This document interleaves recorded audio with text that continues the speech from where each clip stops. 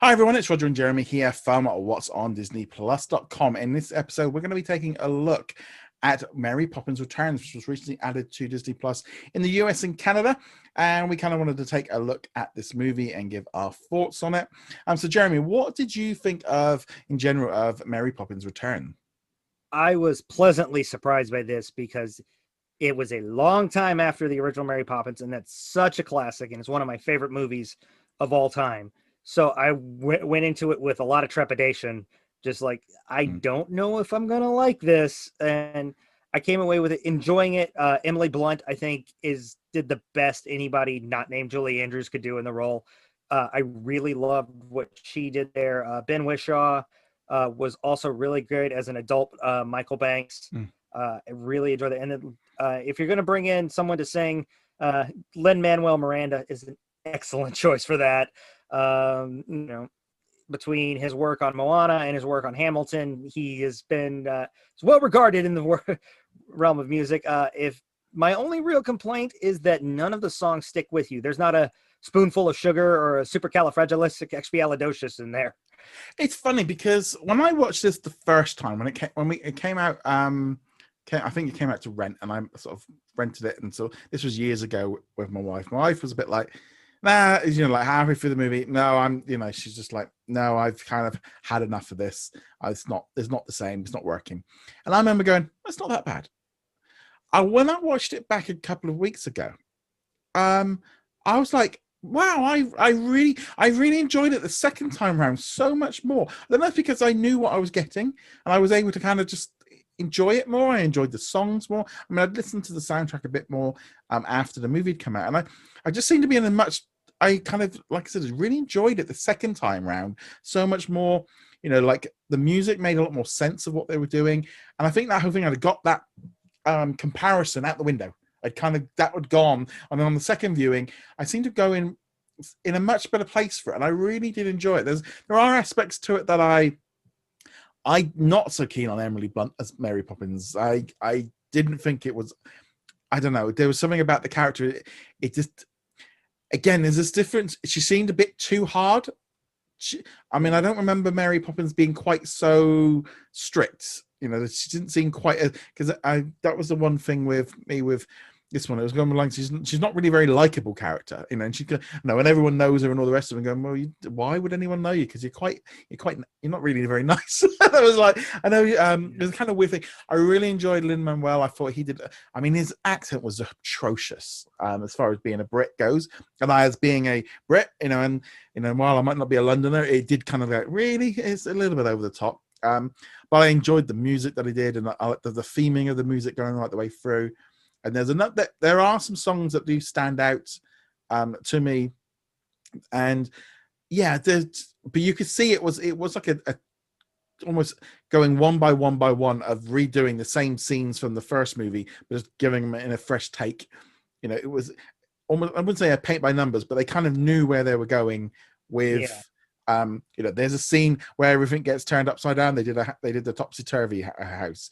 They did one in the bowl with the animals, and instead of doing it with the, I mean, that whole kind of thing. Don't judge a book by the cover. If it was a little bit, it's like had a really good chorus, but the I did find that it kind of went off way too long on that song itself, Yeah. of the like the verses and stuff, and just, yeah, there were certain things that I really like, and then there's certain bits it's just like, I like the whole. I mean, the whole thing, like with, the son. I did like Colin Firth trying to kind of get one over on the house and all the rest of it.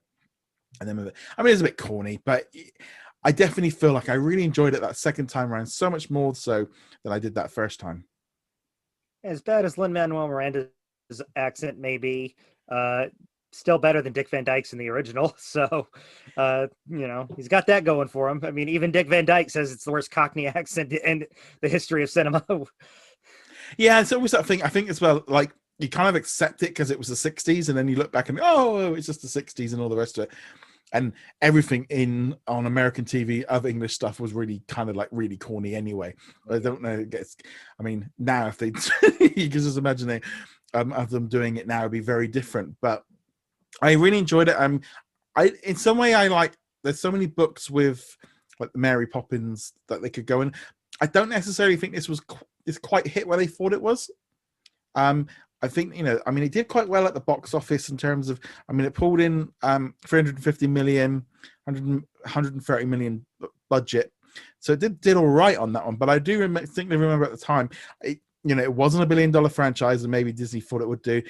They've not gone on to kind of do any theater versions of it yet. And I don't know if they would, because I don't know if it's as people would much rather just watch the original. Yeah. I mean, they can maybe be able to combine the two a little bit, combine some of the songs. But I mean, I know when we were in New York and we went to see Mary Poppins on Broadway, that was just something that we were so excited to see. And we knew the songs and all the rest of it. And I don't think this one's going to do that. No, I don't think this will do it. I think that's probably where they wanted it to go. Right. And I think having seen like Saving Mr. Banks, it kind of changes your opinion on this so much more.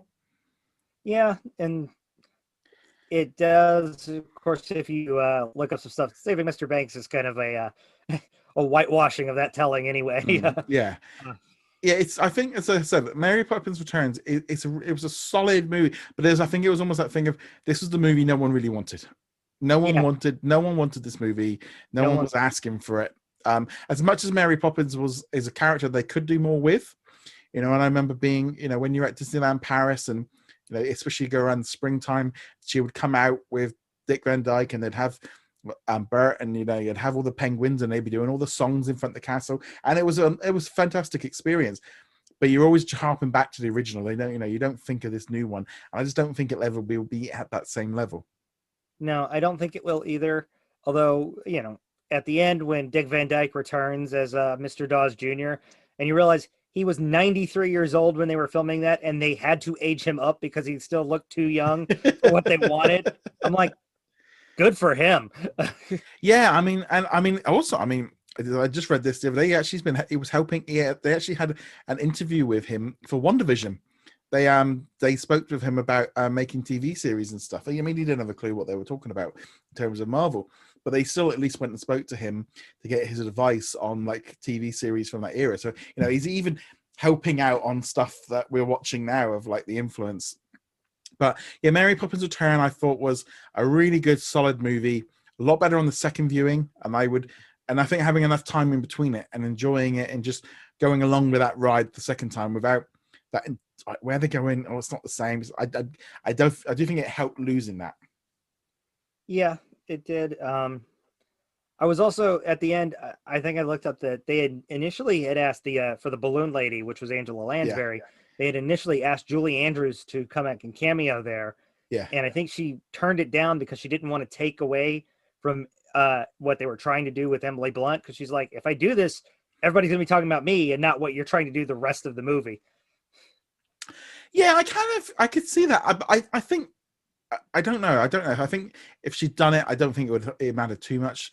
But I think everyone would have just preferred her doing it anyway. But yeah, it is a funny one. I definitely said give it like a 4 out of 5 for me personally. What about you? Yeah, I give it about a 4 out of 5 as well. It's got room for improvement, obviously, but it's overall much more enjoyable than I was expecting going in. And there's certain things where, like, the practical effects. I mean, I remember when they showed like the feature of her in the bath, where they set that entire thing up so they could all slide down it to make it look better, and like things like that of like going back and kind of making it a little bit more realistic. But yeah, you'll find it now on Disney Plus. And if you haven't already done so, make sure you do go check us out over at whatsondisneyplus.com. You can bookmark, favorite, whichever you do, and make sure you come back for reading all of our news stories. You can also follow us on social media as well, Twitter, Facebook, etc. You can find us, the podcast, on audio platforms. And if you want to help support the podcast and the website, etc., you can do so on Patreon from as little as $2 a month. And you get access to these episodes a little early. You get your name at the end if you're above a certain limit. And you get to ask questions on the weekly Q&A. Jeremy, where can they find you? They can find me at withmywifepod.com. It's where my wife and I, we have a series of podcasts on there. So if that's where you can find me. Okay. And on that, I guess, thank you very much for joining us. We'll see you guys soon. Laters.